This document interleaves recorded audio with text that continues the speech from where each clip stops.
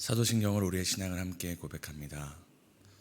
전능하사 천지를 만드신 하나님 아버지를 내가 믿사오며 그 외아들 우리 주 예수 그리스도를 믿사오니 이는 성령으로 잉태하사 동정녀 마리아에게 낳으시고 본디오 빌라도에게 고난을 받으사 십자가에 못 박혀 죽으시고 장사한 지 사흘 만에 죽은 자 가운데서 다시 살아나시며 하늘에 오르사 전능하신 하나님 우편에 앉아 계시다가 저리로서 산자와 죽은 자를 심판하러 오시리라.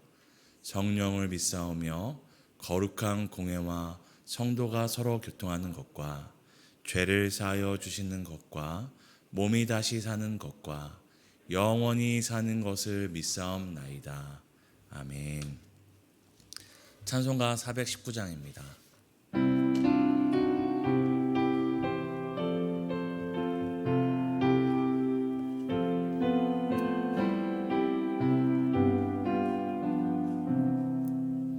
주 날개 밑 내가 평안히 쉬네. 밤 깊고 비바람 불어쳐도 아버지께서 날 지켜주시니 거기서 평안히 쉬리로다. 주 날개 밑 평안하다. 그 사랑 끄는 자니뇽. 주 날개 밑 내 쉬는 영혼 영원히 거기서 살리. 주 날개 밑 나의 피난처 되니 거기서 쉬기를 원하노라. 세상이 나를 위롭지 못하나 거기서 평화를 누리리라.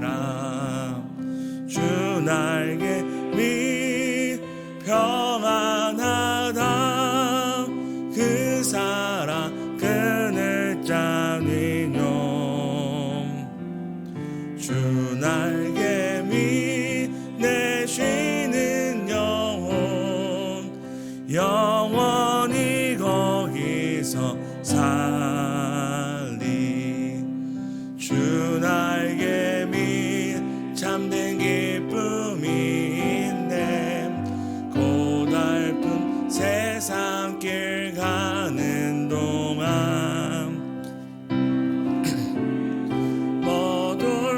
돌보심을 받고 영원한 안식을 얻으리라. 주 날개 밑 평안하다. 그 사랑 그늘 자니뇽.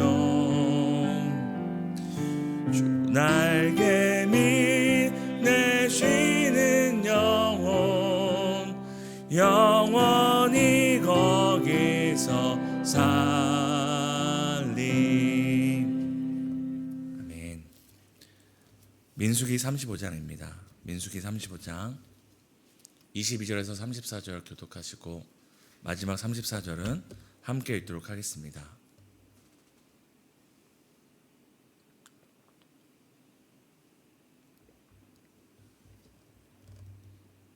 제가 먼저 읽겠습니다. 악의가 없이 우연히 사람을 밀치거나 기회를 엿봄이 없이 무엇을 던지거나 보지 못하고 사람을 죽일 만한 돌을 던져서 죽였을 때에 이는 악의도 없고 헤아려 한 것도 아닌즉 회중이 친 자와 피를 보복하는 자 간에 이 규례대로 판결하여 피를 보복하는 자의 손에서 살인자를 건져내어 그가 피하였던 도피성으로 돌려보낼 것이요 그는 거룩한 기름 부음을 받은 대제사장이 죽기까지 거기 거주할 것이니라. 그러나 살인자가 어느 때든지 그 피하였던 도피성 지경 밖에 나가면 피를 보복하는 자가 도피성 지경 밖에서 그 살인한 자를 만나 죽일지라도 피 흘린 죄가 없나요? 이는 살인자가 대제사장이 죽기까지 그 도피성에 머물러야 할 것임이라. 대제사장이 죽은 후에는 그 살인자가 자기 소유의 땅으로 돌아갈 수 있느니라. 이는 너희의 대대로 거주하는 곳에서 판결하는 규례라. 사람을 죽인 모든 자, 곧 살인한 자는 증인들의 말에 따라서 죽일 것이나 한 증인의 증거만 따라서 죽이지 말 것이요, 고의로 살인죄를 범한 살인자는 생명의 속전을 받지 말고 반드시 죽일 것이며, 또 도피성에 피한 자는 대제사장이 죽기 전에는 속전을 받고 그의 땅으로 돌아가 거주하게 하지 말 것이니라. 너희는 거주하는 땅을 더럽히지 말라. 피는 땅을 더럽히나니 피 흘림을 받은 땅은 그 피를 흘리게 한 자 피가 아니면 속함을 받을 수 없느니라. 너희는 너희가 거주하는 땅, 곧 내가 거주하는 땅을 더럽히지 말라. 나 여호와는 이스라엘 자손 중에 있음이니라. 아멘. 오늘도 말씀과 기도로 하루를 시작하신 성도 여러분 축복하고 또 환영합니다. 어제 이어서 오늘도 본문은 살인자에 대한 처벌과 도피성 제도에 대하여 말해주고 있습니다. 우리가 방금 읽었던 31절에서 33절을 보면은 사람의 생명을 빼앗은 죄는 무엇으로 대신할 수 없음을 우리에게 알려주고 있습니다. 우리 한번 31절에서 33절 다시 읽겠습니다. 고의로 살인죄를 범한 살인자는 생명의 속전을 받지 말고 반드시 죽일 것이며, 또 도피성에 피한 자는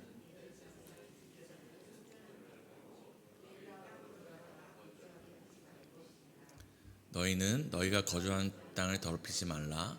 피는 땅을 더럽히나니 피 흘림을 받은 땅은 그 피를 흘리게 한 자의 피가 아니면 속함을 받을 수 없느니라. 다시 한번 우리가 분명히 아는 것은 누군가를 살인한 죄, 누군가의 생명을 빼앗은 것은 어떤 대가를 지불하더라도, 어떤 돈이나 어떤 대가를 지불하더라도 대신할 수 없고, 오직 생명은 생명으로, 그리고 살인한 자의, 살인을 당한 피해자의 그 피는 살해한 그 살인자의 피를 통해서만 대속이 됨을 우리에게 알려줍니다. 이것은 그저 타인뿐만 아니라 우리 자신의 생명 또한 돈으로 살 수 없는 것임을 다시 알게 합니다. 오직 생명은 생명으로, 피 흘림 죄는 오직 피 흘림을 통해서만 용서받을 수 있는 하나님이 정하신 원리가 있음을 우리로 알게 해줍니다. 어제도 말씀드린 것처럼 이 살인죄에 대한 심각한 처벌은 사람의 생명이 얼마나 귀한 것인지를 드러내는 증거이며, 사람과 그 생명의 존귀함의 근거가 다른 것이 아니라 돈이 얼마나 많이 있느냐, 지위가 얼마나 많이 있느냐가 아니라 하나님의 형상으로 지음받았다라는 이 창조 원리에 있음을 다시 기억하게 하는 것입니다. 그리고 오늘 본문에는 도피성 제도에 대한 구체적인 설명이 나오는데요. 22절에서 23절에는 악의가 없고 우발적으로 사람을 죽인, 실수로 사람을 죽인 사람에 대해서는 고의로 살인한 사람과는 다르게 삶의 기회가 주어지는 것을 우리에게 알려줍니다. 그리고 35장 24절과 25절에 나온 것처럼 회중이 친자와 피를 보복하는 자 간에 이 규례대로 판결하여 피를 보복하는 자의 손에서 살인자를 건져내어 그가 피하였던 도피성으로 돌려보낼 것이요, 그는 거룩한 기름 부음 받은 대제사장이 죽기까지 거기 거주할 것이니라.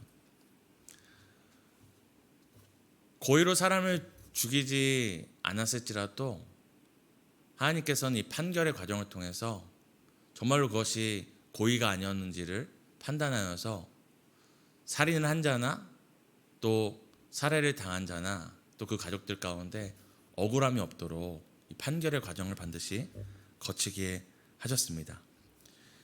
그리고 이 판결의 과정을 통하여 그의 살인이 고의가 아닌 것이 드러나면 그는 다시 도피성으로 돌아가 머물며 삶의 기회를 한 번 더 얻을 수 있었습니다.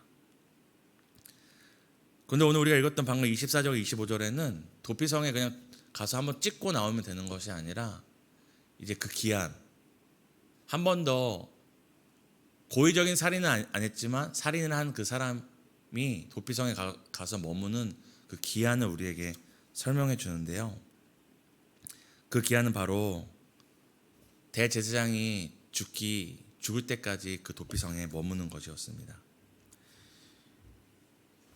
우리는 그저 도피성에 가서 머문다는 게 한 번 더 삶의 기회를 줬구나, 용서를 받았구나 생각할 수 있겠지만, 이것은 삶의 용서와 기회와 함께 또 다른 측면에는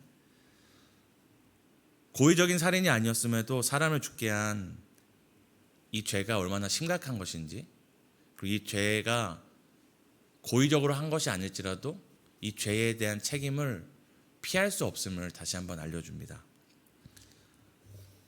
그래서 그는 일정 기간 동안 도피성에 머물러야 했으며 돌아다닐 수 없었습니다. 도피성에 머문 동안 이제 이 특정 구역이 있을 거 아니에요. 나갈 수 없는 구역. 자기가 돌아다니다가 그 성은 마음대로 돌아다니지만, 또 그 성의 지경은 마음대로 돌아다니지만, 그 성은 정해진 성 그리고 선의 밖을 넘어가려고 할 때마다 스스로 뭐를 계속 인식하는 거죠. 나는 사람을 죽인 사람이고 이 밖에 나가면 안 된다. 나는 내가 진 죄에 대해서 지금 뭘 하고 있는 거죠. 목숨은 유지됐지만 또 다른 벌을 받고 있는 것을 끊임없이 자각하는 것이 바로 이 도피성의 또 다른 의미였습니다. 도피성에 머무는 동안 이 부지중이라 할지라도 사람을 죽인 이 살인자는 자신의 죄가 얼마나 심각한 건지를 하나님과 사람 앞에 계속 인정하는 것이었습니다.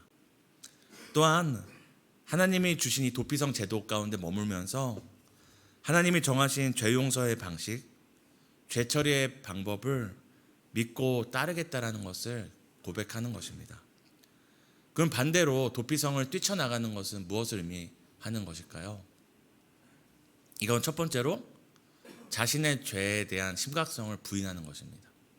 그 순간 내가 고의로 사람을 죽이지 않았지만 도피성에서 삶의 기회를 얻고 살아가다가 그때는 내가 반성하고 그때는 후회했지만 어느 순간 이 죄가 얼마나 심각한 것인지, 내가 얼마나 큰 죄를 진 것인지를 놓치는 순간 그 도피성을 뛰쳐나가는 것입니다. 내가 뭐 이렇게까지 여기 머물러야 돼? 내가 뭐 이 정도 되면 됐지 않았을까? 하면 이 도피성을 뛰쳐나갈 수 있는데요.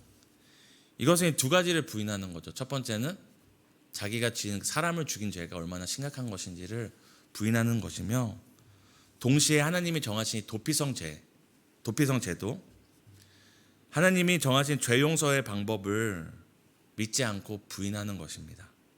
그래서 그런 사람은 어떻게 하라고 하죠? 우리 35장 26절과 27절을 함께 읽겠습니다. 그러나 살인자가 어느 때든지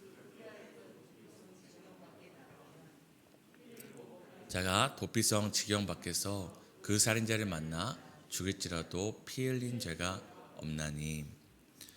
이 도피성 제도 안에, 이 도피성 안에 머무던 사람도 대제사장이 죽지 않았음에도 그 도피성을 벗어나면 어떻게 됩니까? 그 살해를 당했던 가까운 친척들에 의해서 사형의 형벌을 받아도 그것에 대해서 하나님께서 죄를 물지 않겠다고 얘기하십니다. 이것은 도피성 제도가 단순히 삶의 기회만 주는 것이 아니라 죄에 대한 또 다른 처벌 방식임을 우리에게 알려주고 있습니다. 기회는 주어졌지만 온전한 죄의 용서는 아직 일어나지 않은 것임을 우리에게 알려줍니다. 그리고 우리가 아까 읽었던 것처럼 이 도피성에 머무는, 이 도피성이라는 것은 하나의 이제 구역이잖아요. 하나님께서 기회를 주시고 죄를 용서받는 하나의 방법이라면, 하나님께서 이 도피성에 머무는 기한에 대해서 우리에게 설명해 주시는데요. 35장 25절과 28절에는 이제 그 기한이 언제까지냐라고 얘기하냐, 아까 말씀드린 것처럼 기름 부음 받은 거룩한 대제사장이 죽을 때까지 그곳에 머물러야 했습니다. 그리고 대제사장이 죽으면은 그 살인자는 더는 도피성에 머물지 않고 자유의 몸이 되어서 고향에 돌아갈 수 있었습니다. 앞서 말씀드린 것처럼 도피성이라는 이 제도가 하나님께서 부지 중에 살인한 자에게 주시는 기회인 동시에 또 징계하시는 하나님께 정하신 죄에 대한 죄를 용서받는 방법이라면, 대제사장이 죽는 때에 자유를 얻는 것은 하나님이 정하신 때가 있음을 알려주는 것입니다. 기회도 있고 징계도 있는데 이 모든 것이 온전하게 용서받는 죄사함의 때가 있음을 우리에게 알려줍니다. 근데 우리가 궁금한 것은 왜 도피성 제도에 이 기한이 대제사장이 죽는 그 때로 기한을 잡은 것일까요? 그것은 대제사장이 어떤 특별한 능력이 있거나 특별한 사람이라서가 아니라 장차 나타날 완전하고 영원한 대속을 우리에게 보여주는 것입니다. 우리의 영원한 대제사장이신 예수 그리스도께서 하실 일들을 구약에서부터 우리에게 보여주시는 것입니다. 대제사장이 죽으면 이 도피성에 머물던 자가 온전한 죄의 용서를 받는 것처럼, 장차 나타날 영원한 대제사장이신 예수 그리스도가 죽으면 그것을 통해 하나님의 백성과 하나님의 자녀들에게 주어질 영원하고도 완전한 죄의 용서가 있음을 우리에게 그림자와 같이 보여주는 것입니다. 오늘 본문에 나타난 것처럼 그저 사람일 뿐인 거룩한 대제사장이 죽으면 가장 심각한 죄를 지은 살인자도 용서를 받고 자유를 누린다는 이 구약의 약속은, 사람인 대제사장도 그의 죽음으로 말미암아 누군가 자유를 얻고 죄의 용서를 받을 수 있다면, 우리의 대제사장이시고 하나님의 아들이신 예수 그리스도의 죽음이 가져올 영원하고도 완전한 대속의 은혜가 얼마나 확실한 것이고, 그 대속의 능력이 얼마나 능력 있는 것인지를 우리에게 실제적으로 알려주는 것입니다. 그래서 히브리서 기자는 히브리서 7장 26절에서 8장 1절에 이렇게 이야기합니다. 우리 함께 읽도록 하겠습니다. 이러한 대제사장은 우리에게 합당하니 거룩하고 악이 없고 더러움이 없고 죄인에게 떠나 계시고 하늘보다 높이 되시니라. 그는 저 대제사장들이 먼저 자기 죄를 위하고 다음에 백성의 죄를 위하여 날마다 제사 드리는 것과 같이 할 필요가 없으니, 이는 그가 단번에 자기를 드려 이루셨음이라. 율법은 약점을 가진 사람들을 제사장으로 세웠거니와 율법 후에 하신 맹세의 말씀은 영원히 온전하게 되신 아들을 세우셨느니라. 지금 우리가 하는 말의 요점은 이러한 대제사장이 우리에게 있다는 것이라. 그는 하늘에서 지극히 크신 이의 보좌 우편에 앉으셨으니. 이 구약의 도피성 제도와 또 하나님께서 대제사장이 죽을 때 그 도피성 제도의 은혜가 온전히 완성되는 것을 보여주는 것은, 그저 하나님께서 적당히 정하신 그 구원의 방법과 구원의 때가 있다는 것을 알려주는 것이 아니라, 장차 오실 구약 백성의 기준으로 장차 오실 분이고, 우리의 기준으로는 이미 오셨던 영원한 대제사장 예수 그리스도가 오시면 그의 죽으심으로 우리에게 주실 이 죄 용서의 은혜, 그 죄 용서의 방법과 때를 우리에게 알려주고 있는 것입니다. 사랑하는 성도 여러분, 오늘 우리가 함께 살펴본 도피성 제도를 통하여 하나님께서 우리에게 알려주시는 것은, 어떠한 심각한 죄를 지은 죄인일지라도 용서받는 길은 자신의 방법이나 사람이 정한 방법이 아니라 하나님의 방법으로 하나님의 때에 이루어지는 것임을 우리에게 알려줍니다. 더 나아가서 그 하나님의 방법과 하나님의 때는 바로 예수 그리스도를 통하여서 우리에게 이미 주어졌고, 다시 예수 그리스도가 오실 때 그것이 온전케 될 것임을 우리에게 재확인시켜 줍니다. 하나님의 때는 이처럼 정하신 때가 있고 또 하나님께서 정하신 방법이 있습니다. 하나님의 때는 정확하고 또 하나님의 방법은 완전합니다. 예수 그리스도의 십자가가 바로 하나님의 때가 있다. 그 증거가 되고, 예수님의 십자가가 하나님께서 모든 만민의 죄를 용서하시는 정하신 방법이 있다는 것을 우리에게 알려주는 증거가 됩니다. 오늘도 하나님이 정하신 가장 정확한 하나님의 때에 가장 완전한 방법으로 반드시 우리 삶에 은혜를 주시고 구원해 주실 것을 믿으며 소망으로 사시는 하루 되시기를 예수님의 이름으로 축복합니다. 우리가 세 가지를 놓고 함께 기도했으면 좋겠는데요. 내 지식과 경험 방법이 아니라 하나님의 방법이 가장 완전한 방법임을 믿고 의지하며 살게 해달라고 기도하시겠습니다. 두 번째는 하나님의 정하신 때가 있고 하나님의 때에 반드시 베푸시는 은혜가 있음을 믿으며 소망으로 살게 해달라고 기도하겠습니다. 교회가 함께 기도하는 기도는 주차 차량 관리부를 위하여 기도합니다. 더 많은 봉사자들이 오셔서 1, 2부 사역을 원활하게 운영할 수 있게 해달라고 함께 기도하시겠습니다. 하나님, 도피성의 제도와 같이 제사장이 죽으면 도피성에서 자유함을 얻는 때가 있는 것 같이 하나님께서 정하신 구원의 방법이 있고 구원의 때가 있음을 다시 마음에 새깁니다.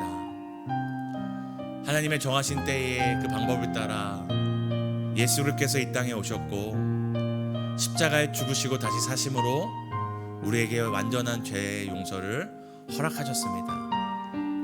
하나님, 이처럼 우리가 살아가는 그 날들 가운데 우리의 인생의 문제와 어려움이 끊임없이 파도와 같이 밀려오지만 매일매일 인생의 풍파를 맞지만 하나님의 정하신 방법을 따라 하나님의 때에 반드시 우리를 구원하실 것을 우리가 잊지 않기 원합니다. 도피성을 통하여 약속하신 예수 그리스도가 이 땅에 오셨던 것처럼 예수 그리스도의 십자가를 통하여 우리에게 베푸실 은혜를 오늘도 믿고 기다리며 소망으로 살아갈 수 있도록 도와주세요.